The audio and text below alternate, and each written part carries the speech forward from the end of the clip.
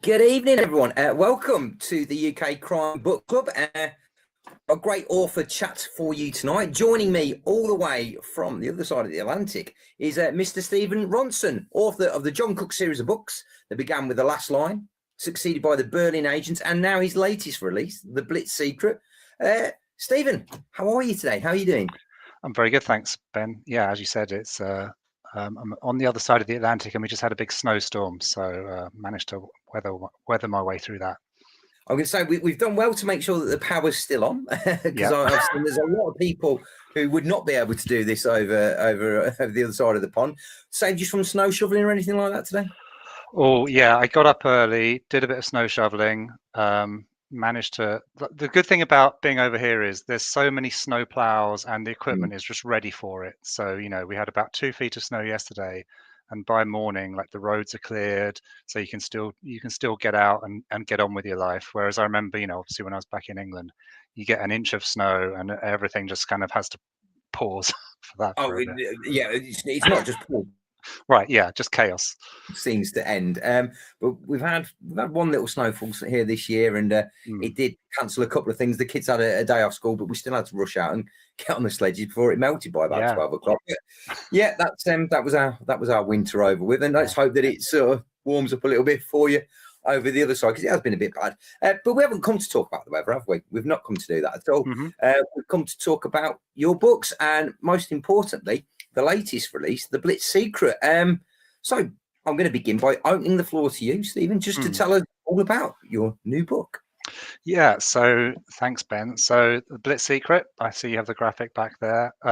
So this is book 3 in a series. So for those of you who haven't read the first two, we meet. It's set in World War II. Our hero, John Cook, is a farmer in Sussex who served in World War I as a soldier. And when World War II comes around, he volunteers to do his bit. But the government say, look, we don't want you to go and fight. We want you to sort of stay behind. And then when the Germans invade, because at the time in 1940, they very much thought the Germans were coming. We want you to use your sort of commando skills to lead the fight back. So through the books, we get to know John, we get to know the other people in his life, and what we realize is he turns into one of these kind of vigilante characters, sort of like a Jack Reacher, if you will, who, even though he's not a policeman, he just gets involved in solving crimes. He's got a very finely developed sense of right and wrong. He is not afraid to use his fists when it comes to it, as one reviewer quite daintily said. There's a bit of sort of Jack Reacher style action. And so when we get to book 3, the Blitz obviously took place mainly in London. That's what we all think of. So John, being a farmer down in Sussex, he finds himself up in London. And while the Blitz is really sort of kicking off and laying waste to parts of London, he finds that a girl has gone missing. And it's thought that she might have been killed in a bombing raid, but he believes otherwise. And he's just not going to let this go. So you're very much rooting for him to find her and basically deliver justice to the bad guys, whoever they are. And delivering justice is a key theme throughout the books, isn't it? And I'm going to go back to that vigilante thing, because I also, vigilantes. One, I love reading books. Two, I enjoy writing them. But that's really my genre of books. And I wonder if you're sort of similar in a way to me. Do you have that ingrained sense of right or wrong yourself, and therefore John Cook is you playing out those moments when you go, oh, I really wish I could correct that one, or is it just more of a great universal thing where you've gone, actually, this is the sort of character that so many people can tap into, because actually we all sort of see it that way, don't we? That we want to root for the guy who sees the right and goes and does it. I think so. And I think the answer is like yes and yes. Probably there's a lot of me in him in that. Yeah, I feel profoundly, when you hear of people doing bad things, particularly, like heinous crimes. And then particularly, I mean, I think nowadays the world seems like a very complicated place. Maybe you feel like, well, what can I do? I'm just me. So I think there's a sort of a release that comes from reading a story where it can be boiled down to, if we can find this guy and basically kill the bad guy and rescue the damned and in distress, that will make the world in some way a better place. And so I think that's quite cathartic for us all, to sort of go through that. Also, I guess, like, I think it's this sort of white collar guy's fantasy of, like, I could walk into a pub, roll up my sleeves, and like beat up whoever needs to be beat up. And obviously, I would run a mile if something like that happened to me. But I think, that's why many men like to read like a Reacher or something like that. It's just that sort of, if I'd been trained how to do it, and if I am sure I would be able to do that too. So it's that sort of sense of, like, getting, yeah, taking action and getting a result is yeah. I don't, but yeah, does that ring true with you? Absolutely. I think sometimes for me as well, it's not just the bigger things as well. It's like, if I'm about to cross a road and somebody drives on a red light just as it's changing. Yeah. Oh my God, I really hate that guy. And I often find myself fantasizing about what sort of take on Judge Judy to get my justice with them and things like that. So yeah, I think there's some sort of real issue going on there that we probably don't want to tap into too much. But it is like you say, though. Again, I'm the sort of person who could never go into a room and diffuse a fight. I've never had a fight in my life. That's just not something I've ever been drawn towards. But I think, therefore, that's why writing these characters perhaps appeals to me, and reading about these characters appeals to me, because reading is escapism. It is fantastical, and my real life does not allow me to do that. Yes. Therefore, it does in a sense. I mean, I'm not suggesting for one moment, Stephen, that you've been going around getting yourself into bar brawls and so forth in the past. It might have been the mean streets of Uckfield. I'm not quite sure. But would that ring true to you as well, that perhaps it's your own inner escapism where you're bringing this out? There is, yeah. I mean, the interesting thing as well is, it's not like glorifying in violence for its own sake. I'm not interested in that. It's very much for a purpose, so, and actually sometimes, so one, for instance, I remember one of the very early scenes in the very first book, and in my outline, because I knew I thought, right, I'll write some kind of Jack Reacher ripoff, and so I've got to have some fights in it. And quite quickly I got into a scene where, I thought, gets in argument in pub, they have a fight. And when I came to write it, I realized John Cook in that moment didn't want to have a fight. And, I think I've sort of introduced this phrase that he uses quite a lot, which is, you win every fight you don't have. And I quite like that about him, that, he'll bring violence to the table when it's needed, but actually he will try to avoid it. And so, yeah, there's this sort of slightly cerebral, I mean, Sherlock Holmes is my other sort of major hero. So I like the idea of, like, this is somewhere between the two. Sometimes it's just the thinking, sometimes it's the action. And in fairness, I mean, Lee Child does an awesome job with Jack Reacher of that. He's just as much a Sherlock Holmes thinker, certainly in the early books, as he is a guy who just punches people at random. So yeah, it is an interesting quandary that I think is really unique to the vigilante genre, in that these people, I know John Cook obviously has some right to roam as such from Bunny and people like that. However, he's still a vigilante. He's still operating outside of the law, isn't he? And as a writer, that you said that he's got to serve a purpose. That justification of the violence is so much harder when you have somebody who actually is dispensing justice in a way that's illegal. And every time you're keeping your guy enough on the right side of the tracks, it's not so easy. It's very easy to step over the line and go, well, I've gone a bit too far. Have you ever found that in the writing where you've written a scene and gone, oh no, that completely puts John Cook in a dark place? I don't think so. I do think, as I said, I think Cook has a strongly developed sense of right and wrong, and I think some of that comes from, his when he was younger, he signed up, he went away to war, probably thinking at the time, this is going to be Mhm. glorious, as all the young men did who went away to World War One. I'm signing up for some kind of glory here. And, seeing the reality of that, I think he's also got this sort of sense of like, there's enough darkness in the world. I'm only ever bringing the vigilante to the table when someone's done something particularly wrong. And that's kind of also what I think, book one, that it turns out that young men taking advantage of young women.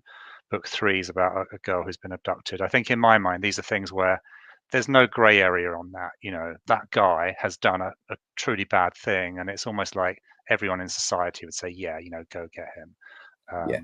So that I feel quite comfortable about. I mean, the flip side is, one of my friends said, can you do some books where it's not just about a young girl getting abducted or taken advantage of? And I see that as an issue. Like, I don't want all my books to be about a young girl being abducted. So I also need to come up with other like socially acceptable reasons that we would all believe that guy needs to get killed right now. So. And there's plenty. I mean, you probably get different people coming up with different reasons, but I'm sure there are plenty of people out there who can give you a few ideas. Driving fast through the red lights, as you said, exactly. I've got loads. Yeah. I'll never run out of ideas. List. A question that's come out from the group, and I think it's really important that we definitely touch on, is why did you decide to set your books in this time period? What was it that drew you to writing about World War II? Yeah, that's a good question. I mean, I'd always wanted to be a writer. Books are my literal favorite thing, and I've always thought, to be a novelist or to be an author would be the thing that I would most respect. And if I ever meet an author, I'm like, I'm massively starstruck because I'm like, oh my god, But I never quite. Well, first of all, I never got around to doing it, which, as we know, the big difference between an author and a not author is somebody just sat down and actually bashed out the words. But I didn't ever have that character or the story. And interestingly, so my brother bought me a World War II history, a non-fiction book, History of World War II, for Christmas, and I was reading it, and there was just this like one-line description, I think, of these auxiliary units of men, like farmers, gamekeepers, probably veterans of the previous war, who were tasked with being these stay behind units to deal with the invasion. And I think just instantly I just saw that, I thought, wow, I love that thought. I love the thought of the sort of a quiet farmer who's just been getting on with it, and he's been given this kind of task that suddenly he can be useful. It does tie in with my own, I grew up in a small town in Sussex. I did and I do enjoy, just walking the fields, the woods, just probably fantasizing about being a farmer or that kind of thing. I mean, it's interesting actually. I realize now. So I'm of the age that I grew up when we all thought we were going to get killed in a nuclear war. And actually, I remember thinking as a child, like when that siren goes off, I'm going that way into the fields. I didn't, that's all I knew. I probably had some vision that I would form some camp and, live out in the and not get killed by radiation sickness. So I think all these things came together, and it wasn't really much of a logical choice. It was just like, oh, that sounds cool. I want to write that. I want to write that character. And what I've really enjoyed actually then is, I mean, I grew up watching war movies like The Great Escape and, those sorts of films. And so I thought I knew what happened in the war. But when I sat down to sort of start reading it, I was like, wow, I actually have no idea. I mean, the crazy thing is when I was born in 72, there were men, the men walking the streets who were the age that I am now had been that age of like fighting, and so it was so recent, and yet they didn't want to talk about it. They didn't want to talk about it with young children particularly. So I found the looking back and learning about this massive part of British history was just fascinating. Like I love it. I've now got stacks and stacks of books about the war, and B, again, cathartic, because I think it's this time in Britain's history, and I think one of the reasons we look back to it maybe too much, but a lot, is that a time when we all agreed, like, there's a baddie, we're the goodies, we need to defeat them, And there's not much discussion about that. There wasn't all this sort of like, well, but but what about this, what about that?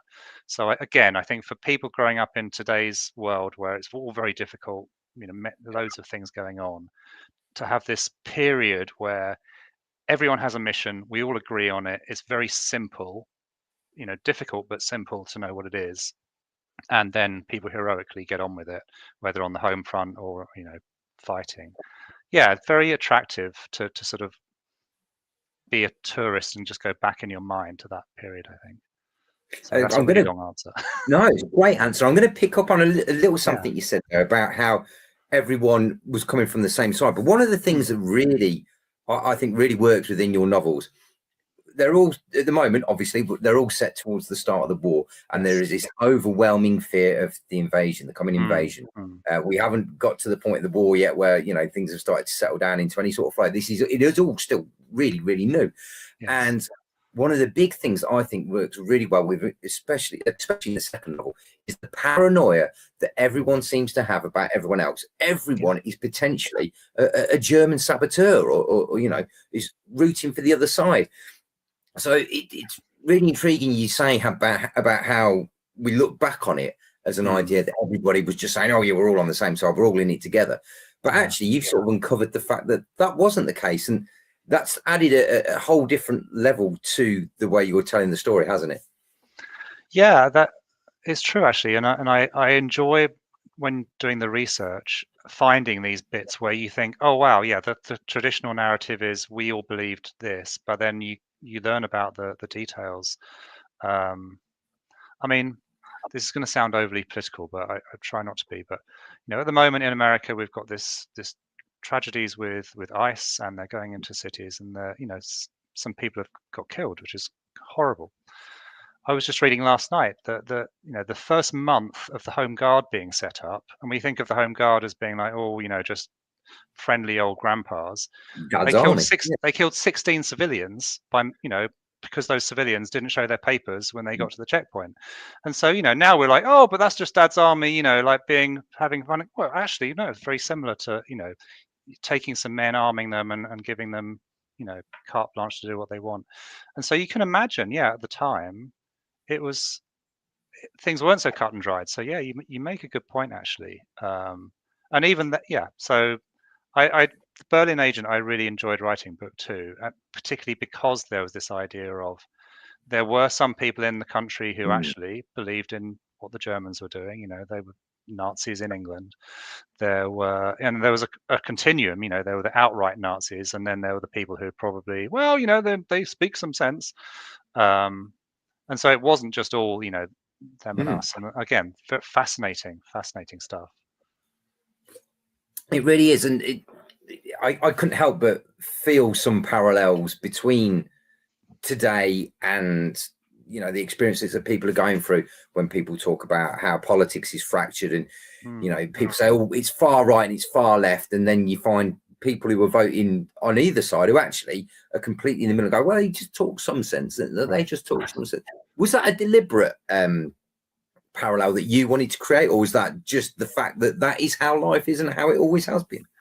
Yeah, I think mostly I'm just putting in the things that I find in the research, and I suppose probably subconsciously there's reasons why I find one thing resonates, but a lot of it is just like, my filter is, if I'm reading a history book and I'm like, wow, that's really interesting, then probably that means I want to put it into one of the books. And actually sometimes the difficulty is I end up with loads of really interesting things, and when you read a book that the author just got really interested in something, and they just whacking you over the head with it.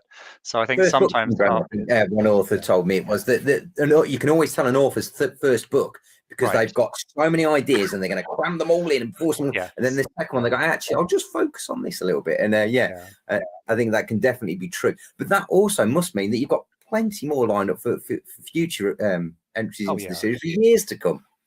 I would love to. I mean, one of my favorite TV shows is Foyle's War, which took place during the war. And I always thought they kind of raced through the war a bit and got themselves into trouble because, by season 3 or 4, they're literally at VE Day. So I've been quite like each book I think is 2 or 3 weeks, and then the next one picks up like 1 or 2 weeks after that. So yeah, my dream would be that they just keep letting me write them, and I can write 10 or 20 of them, because yeah, it's I'd always thought, being a reader, I love those long running series, like I love Michael Connolly's Harry Bosch books, and like I mentioned, Jack Reacher, or I'm really enjoying reading obviously like the Slow Horses series at the moment. And I've always, as a reader, I love it, and I've always imagined as an author it must be nice, so like you're going to go back and visit your characters again, and you can sort of spend some time with them. And I am finding that it's almost like I look forward to just getting back into that world and hanging out with John Cook and Lady Margaret a bit more. I do want to talk about Lady Margaret, so thank you for giving me a great in there, because she's a fantastic character as well. I don't want to do any spoilers, but if ever there was a right time for the line, don't judge a book by its cover, she's it. She's fantastic. Tell us as much about her as you're comfortable telling us, because obviously I don't want us to give too much away, but she's fantastic. Yeah, no, I mean, so Lady Marg, in book 1, John is sort of given the encouragement to form a team, and this is what happened in real life. If military intelligence came and tapped you on the shoulder and said you're now going to run one of these units, you would assemble a team. So part of book 1 is that sort of fun thing that you get in films and TV sometimes, of like, okay, we've got to build the team, and John, through however it happens, ends up with this local landowner, Lady Margaret, on his team, and then they form a romantic attachment, and right from the beginning, like, readers, even early readers of book 1 and onwards, have just really responded to her as a character. She's quite a strong character. She just says it as she sees it, which I think is good for John. John is also very, he doesn't take, he's no nonsense, he'll get on with it. So he also needs somebody just as smart, just as action oriented, who can sometimes tell him when he's being an idiot, or maybe come up, be a thought partner, like a Watson to a Holmes. And yeah, I mean, I've always enjoyed getting to know, many, strong women who are super smart, who get the job done. I like that convention in film and TV. So she's the easiest character for me to write, because I just, like, I always know what she would be thinking. And he's not afraid to tell anyone. Exactly. And I guess she in the story, she grew up with with money in one of these sort of old aristocratic families, so she's probably got that thing that, I mean, I did not go to like a public school or Oxford or Cambridge or anywhere like that, and I've always seen some of the people in that sort of set as like, you've just got this level of inbuilt confidence that maybe I wish I had, and she has that times 10. And it's fun, and also I like, and then we sort of play around through the books with some ideas of like, is she trustworthy, is she not trustworthy, who's she working for? And I think ultimately she's working for herself, but it's always very interesting to have this, the person closest to John Cook actually is probably not always a person that he should be trusting, which is kind of fun. No, and I think he sort of like, he has that question in his head, doesn't he? Especially towards the end of the third book. And it's, again, I don't want to get too far into anything, but their relationship is, if it was a Facebook stages, it would be, it's complicated. And I think that just adds such a lovely sort of drama to it, because it would have been very easy for them to be the brooding couple that, spend, you can, but actually sometimes as a reader, I don't find I root for them in that respect. And I think that's fantastic. And, it moves away from that sort of cliche that perhaps some authors fall into the trap of. Let's talk about the historical side of the series now. In the writing process, how important is it for you to be 100% historically accurate? Is it something that you set out beforehand to try and find, or do you sort of take some liberties with the story to allow you to tell the story that you want to?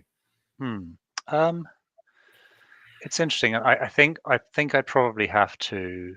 I have approaches in my mind that I then have to flex on an as needed basis. So, I mean, certainly I start from a position of curiosity. You know, like if I'm reading about the Blitz, I probably read 20 or 30 books about the Blitz. I try and find some high level history books, but I usually try and find some kind of, you know, diaries or personal accounts, which I find fascinating and particularly useful for like the speech patterns and the details. And so some of the things I'm looking out for are like big events, you know, like this happened, the X building was bombed around this time. Some of it's facts, you know, like was it a 250 kilogram bomb or a 500 kilogram bomb? And a lot of it is just like the minutiae, you know, like was the street seller selling oranges or bananas or mackerel or that sort of stuff. And so I think when I come to blend it, what usually happens is I spend about 6 months doing all this research, and then I kind of have to let half of it evaporate out of my head. And then when I sit down to write it, I'm not entirely handcuffed to the reality of the history, but I've got this kind of rich stuff that I can draw on. And I think sometimes that means, you know, I love it if I can have a date right, you know, like if the Germans came on this date at this hour, sometimes that gives it authority, but sometimes I might need to move that, you know, like my story needs it to happen the next day. That's okay. You know, like the 3 historians reading it will be upset, but the 10,000 people who know less than I do about World War II will just be like, oh, fair enough. And I think where I feel worse about it is, and I usually end up writing quite apologetic author's notes, you know, to say, look, if you live in this place, I've probably messed around with the geography. If you had a family member who has these stories, I might not have matched those stories. So I think I feel a sense of responsibility sometimes. I don't want to be bad mouthing heroes, you know, in people's memory. Like, yeah, if your granddad flew Spitfires, I don't want to be dropping in something that said all Spitfire pilots were cads, you know, so which I wouldn't do. So I think that's where I feel most bad is if someone's reading it and, you know, I don't want to be rude to people reading it who have sort of family memories. But mostly history is just, it's an awesome way of discovering detail that I would never ever have thought of.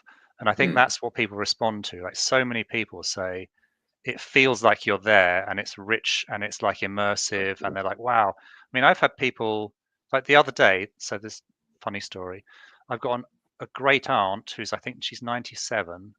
She lives in Australia. She was, I think, in like 10 or 11 during the Blitz in London. And she wrote to my mum, having read The Blitz Secret, and she said, he's just got like the speech and the characters. That's how it was.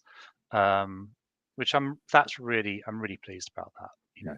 So, yeah. And I think you talk about uncovering little bits of history and things that you didn't know. One of the things I really enjoyed that I was completely unaware of, but I really bought into through the Blitz Secret was the underground clubs, these secret clubs that were going on where people were going and almost living out debauched lives because genuinely they thought, well, we're going to be down in a few days, so let's just go and do whatever we please. And this was something I'd never contemplated as somebody who's read up on the war, as somebody whose grandparents lived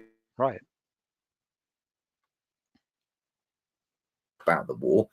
So didn't really have much insight from them, but they certainly wouldn't have spoke about that. And I don't think many people would have. And it's certainly something I never really recall being represented before. Where did you find out about those, and how did you feel that they gave you, you know, an advantage to telling this particular story in book 3? Because I feel they were quite integral to the plot by the end of it. Yeah, I'm actually just sort of browsing through my notes on because there is a book which is very interesting. And gosh, I can't find it now, and I don't want to spend the whole time looking down into this book. But well, I mean, where is it? I don't know. So, I mean, actually, there were a number of books that I found that talk about these these hotels, the life that you had in these hotels in London. And there's one in particular, a sort of quite recent book that really talks about the sort of the interesting, often criminal underworld that was going on in these places. And as you say, I think this is another area where the narrative is that it was all like, the EastEnders getting together with their rationing and their sort of, help your neighbor spirit. I mean, one of the first things that I was shocked to find out, and I think I put this into book 1 and book 2, is rationing affected you if you had to buy your food in the local shop. But if you were rich enough to go to a restaurant, it didn't affect you. So, you had the poor people of England having their one sausage and their one egg or whatever it was. But if you could go to a restaurant, you could have lobster, you could have caviar, champagne, so already you're like, oh, wow, that's not fair. Yeah. That's not the Blitz spirit. And yet, so that was interesting. And then you get, a lot of the rich people would sort of decamp to these hotels. And one of the reasons they did was because a lot of these big hotels in London were actually very new buildings. And they were the way we build buildings now, reinforced steel, reinforced concrete. So if you've got your country pile somewhere or your sort of falling down villa, or you can go to, the Ritz or whatever, and it's this reinforced steel building with this basement 3 levels below ground. Yeah, why wouldn't you do that? Of course. So yeah, you've got they're doing it practically. They're going to these places to hide, and yet while they're there, they can either be living large in some of these underground, dance clubs where literally everything goes, or on the other hand, some of the other basements were literally like, nice beds, and you'd have like the almost like nurse/waitresses coming around giving you a soothing cup of tea. So again, they're not experiencing the same war that the regular people would have been, which I do find interesting. And again, it feeds into a situation that I think you bring to a head towards the end. But I won't mention it because it's not crucial to the story. But I still don't want to go there towards the end of anyone's book ever. But there was a sense in those early days of the war, wasn't there, that perhaps not everybody was getting the same treatment as everyone else. Perhaps some people were in it a little bit more than others, and that's very much through throughout this book. And it's interesting to see how that's played out, because there do seem to be two tiers to the whole story. Obviously there are different threads to this third book that are going on at the same time, but those two tiers seem to be existing almost disparately.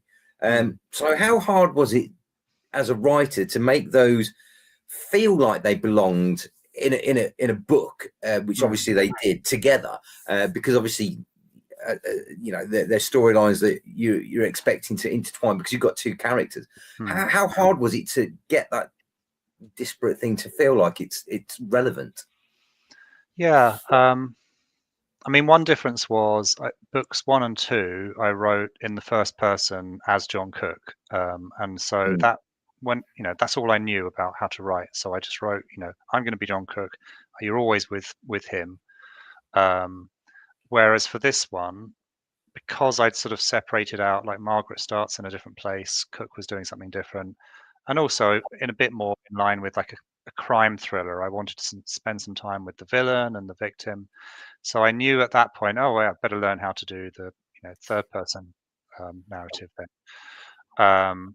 And of course, what that does allow you to do is it does allow you to just sort of, like imagine you're directing the movie. Right, now we're going to cut there and go somewhere else. And I wasn't sure it was going to work. And I think it's interesting. 1 or 2 readers have said they find it cuts around a lot. A lot of other readers have said they love the way it cuts around a lot. So, like, it is what it is. But it certainly gave me that freedom to then juxtapose. Yeah, like you go from the poorest of the poor in the East End, and people who literally are going to end up dying because they don't have access to any healthcare, any resources, to the richest of the rich. And I think you get to do it when you cut from one to the other. You get to do it without necessarily editorializing too much. You just let the reader make their own decision about, oh, that's kind of interesting. I didn't know those two things were happening at the same time. But yeah, and I think it's worked, and I think well, writing book 4 now, I'm sticking with the third person just because it allows you to sort of move around a bit more. Yeah, absolutely. I will get onto book 4 and the future in a moment.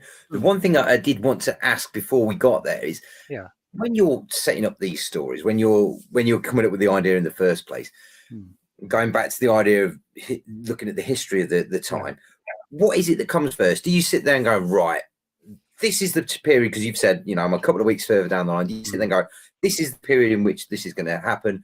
What would be going on around that point? What story can make sense there? Or do you sit there and go, I've got this really good idea for a plot, and I'm going to make sure that it works within this. How do I make this fit within the historical setting? What comes first? Is it the chicken of the plot, or is it the egg of the history, or the other way around, whichever you prefer?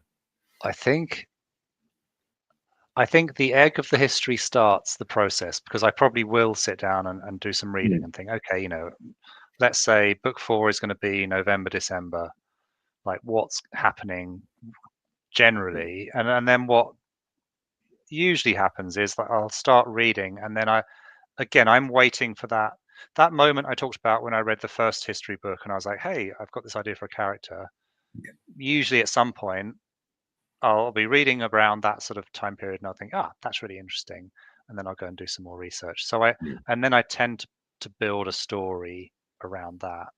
The result of that is sometimes I end up halfway through even writing it and I'm like, well, what is the story? It's like, and so I think there's a good phrase that people use a lot. The first draft is you just telling yourself the story, and I think that I'm literally probably about 70,000 words into book 4 at the moment. I'm looking forward in a week or so's time to reading what that is, and then actually the next month will be really fixing that in. So if I want it to be a lot more about this or this character or this thing, then you can go back in and start seeding it all. And that's when you can start looking clever to an audience, like, wow, you said it in page 3 and then it happened in page 200. But of course, in reality, you had to get to 200 and be like, hey, wouldn't it be interesting if the person had said this earlier on?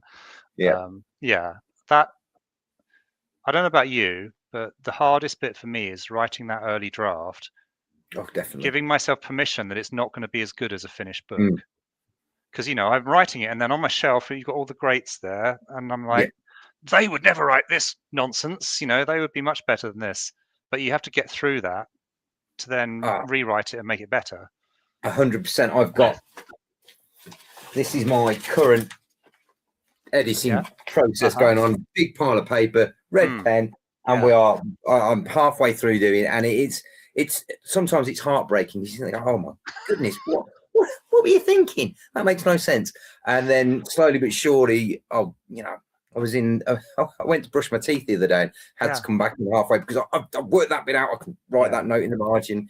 It's amazing when you do, like you say, when you're telling yourself the story, how much you start to live it as an author, and it reveals itself to you. And it's probably my favorite part of the process now is realizing actually I've got something. Although if I get to the end and I haven't, then I'm going to panic. Exactly. You never know. As your series progresses, it's clear that you've got some ongoing threads that you're content to let us as readers start to pull at, and they've been, starting to build different narratives that are going. The subplots obviously lead us from book 2 into book 3 and book 1 into book 2, maybe even a number of books down the line. So when you're setting these moments up, I know we've just talked about how when you're writing, sometimes you go, oh, I should go back and see that. But when you're thinking of a larger arc, do you sit there and go, right, I've got this idea and I'm not going to be able to finish that in 2 or 3 books, so this is going to have to flow all the way through? Or is it solely, I'm going to set this and lead the reader into book, the next book in a more natural way, rather than at the end of the book sticking the first chapter in? I mean, the answer is probably lots of the above. I mean, there are some things that I think, first of all, my responsibility when I'm writing a book is to make that book the best it can be. And so sometimes I write myself into problems because, you know, I think in this book I want this thing to happen, and then when I sit down to write the next book, I'm like, oh no, I've got to deal with that now. You know, it felt like a good idea to say that at the end of the last book, and now I've got to deal with that. So I'm not clever enough. I know people talk about how J.K. Rowling would have it all plotted out. I'm not clever enough to do that. I could not tell you what's going to happen in like book 7. I wish I could. You know, that would be awesome. So I'm kind of reactive, just going along on what works, and also even like what people react to. You know, like when I wrote book 1, going back to Lady Margaret, I think the cliche in most of these detective things is the guy's a loner. So I didn't really expect Margaret to stick around very much. And yet everyone loved her and reacted to her. And even my contract for book 3 and 4 says the adventures of John Cook and Lady Margaret. So I was like, oh, I guess Margaret's sticking around then. So yeah, and sometimes you don't own those decisions. You know, they're just like, yeah, if that character exists well and people respond, then why should I get rid of her? So I like the idea of having these long running threads, and certainly there are some in my mind that I sort of left buried. But yeah, we'll see. I mean, if Hodder, like, you know, don't want me to write anymore, I guess I just have to sort of put a blog post out there telling you what was going to happen. But, self-published.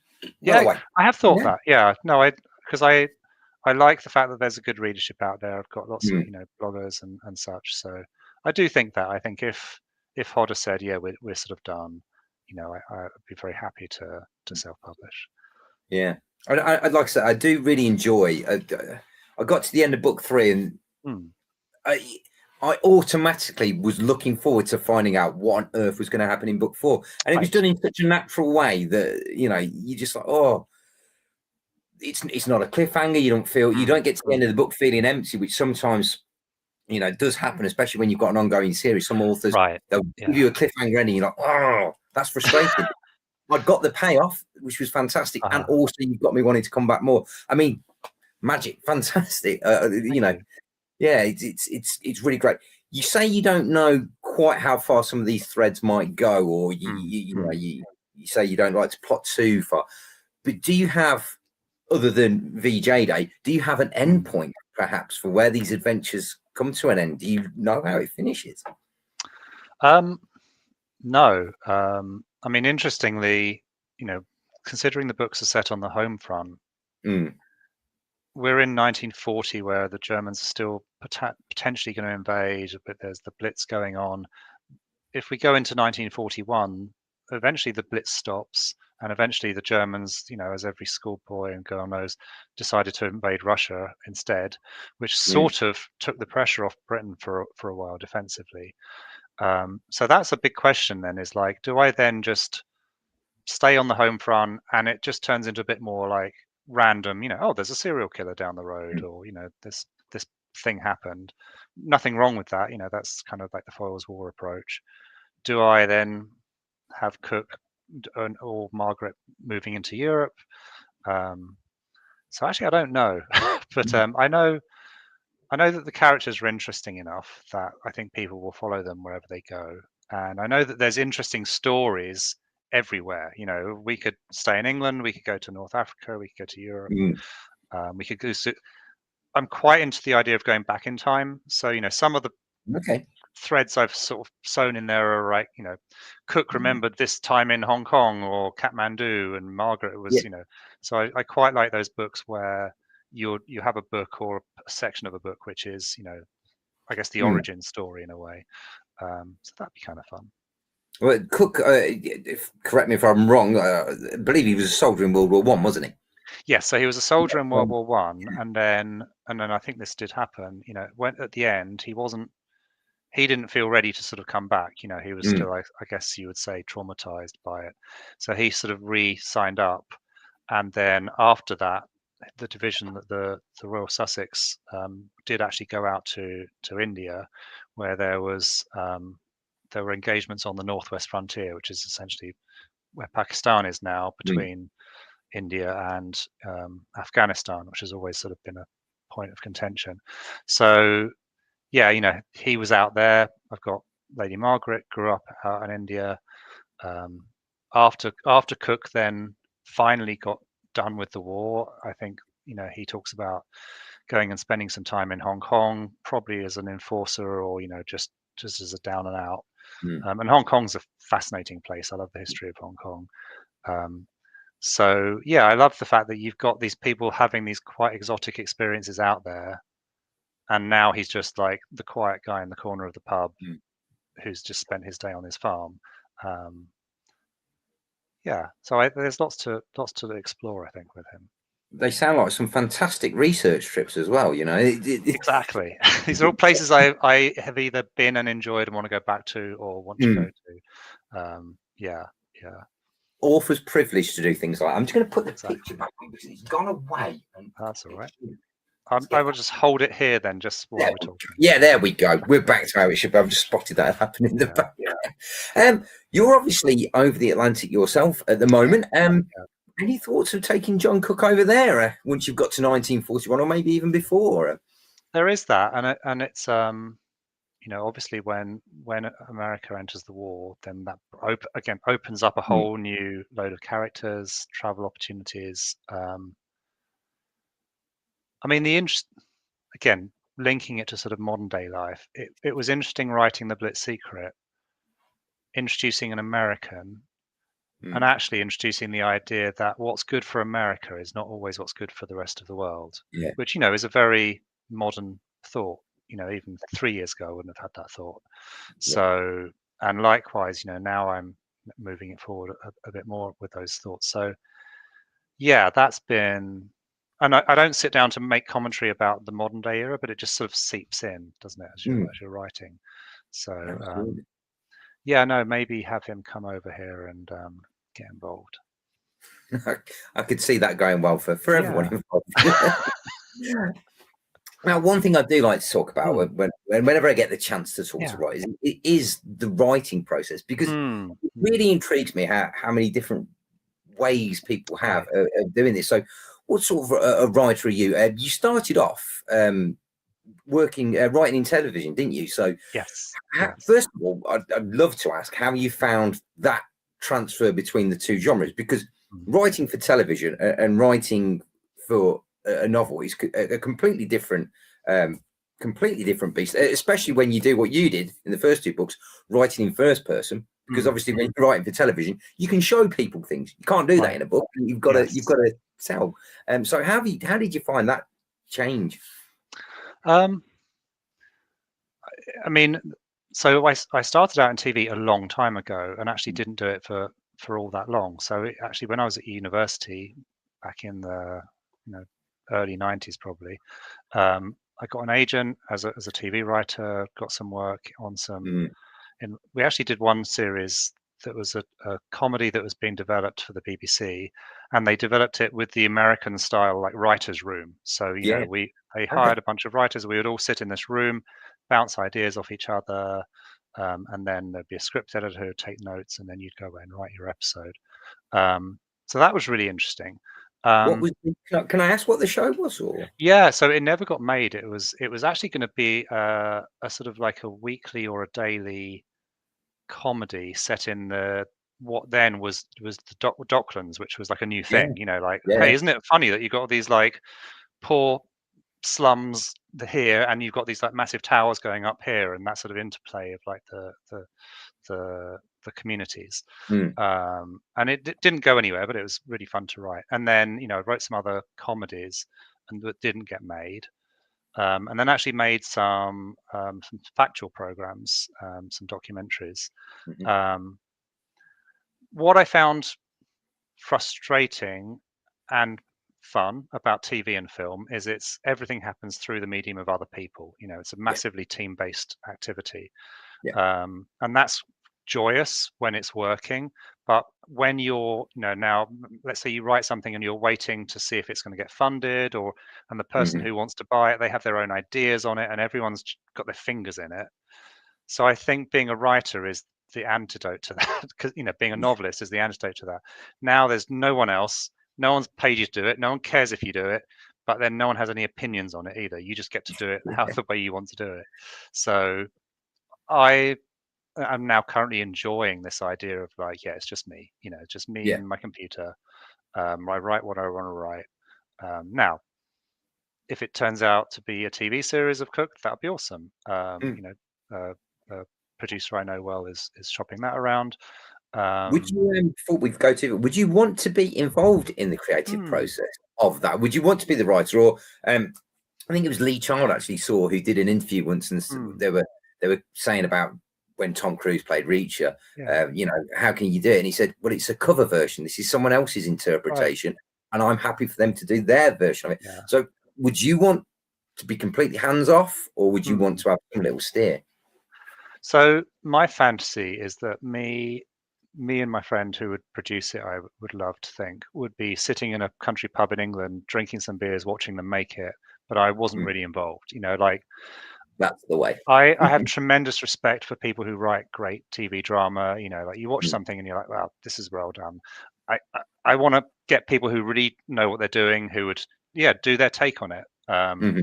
And I could try it, but I probably wouldn't do it as well as they would. So I would rather hand it over to professionals and just sit there in the country pub watching them do it. It pop down to the set every now and again, exactly. A few free lunches and everything like that. Have a chair with my name on it maybe, but other than that, And I think there's also something about in the fantasies that I have in my head, where anything of mine gets picked up, it's would I want to write that again? Exactly, yeah. Especially my first book, which The Regulators, which started out as a script, got rejected by Sky, and then had to become a book. I'm not doing it for a third time. You've done that. I'm completely over that. Someone else can worry about that. It's interesting how many different authors have different views on it, though. Some people want that control, some people don't. I've forgotten where we were going before this. Writing.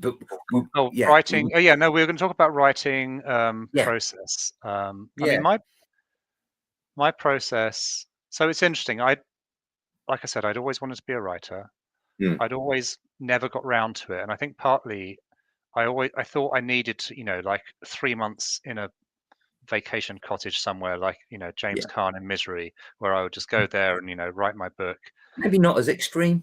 Not as extreme, but that sort of thing. And eventually I realized that's just not going to happen, and probably for good reason.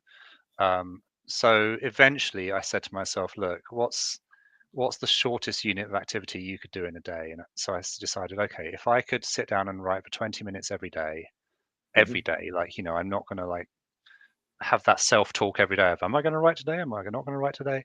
So, and actually that worked for me really well with book one. I just literally 20 minutes a day, maybe a bit more if the words were flowing, get to the end, edit it.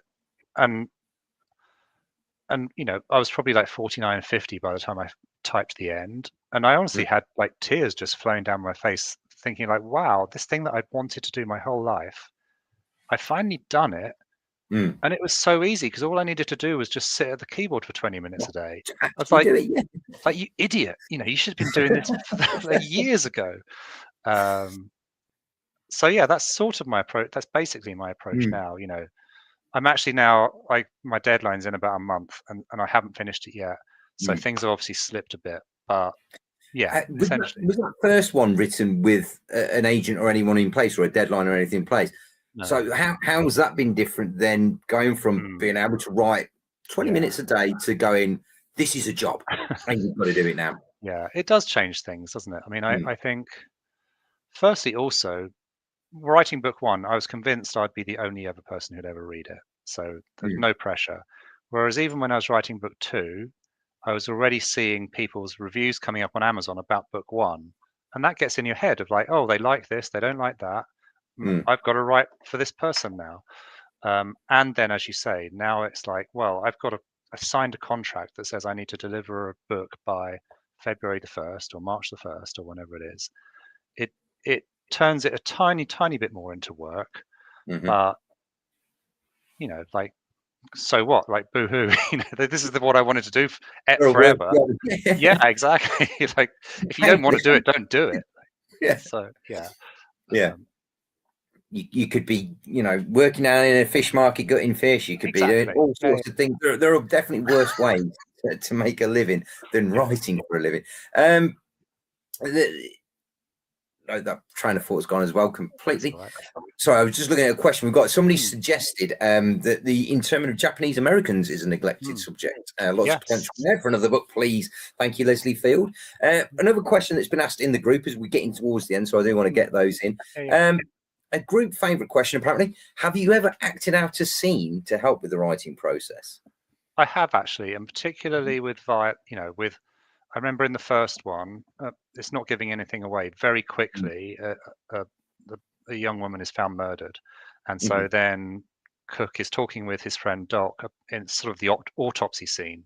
We all know it very well, and so I wanted them to be talking about, well, if the man was holding her from behind, and so then I did have to do that. I think I might have enlisted my wife to just sort of like stand there. I'm going to kind of grab you, like, where would the defensive wounds be and all that kind of stuff.